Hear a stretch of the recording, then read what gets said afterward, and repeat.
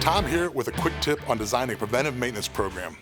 Your business is unique and so is your fleet, so it's very important you design a plan that's specific to your needs. The first thing I like to take a look at are applications. So is this a city application or a highway application? Low mileage or high mileage? Is it on-road or off-road? Is it high idle, low idle? And is there special equipment involved that might need additional maintenance and care? Once you have that, the next step is, how am I going to measure this? In terms of, am I going to use engine hours? Am I going to use mileage? Or am I going to use time every 90 days as an example? Once you have that in place, you're ready to execute. But keep the complexity to a minimum. I've seen customers try to add way too much early on, and the program gets bogged down.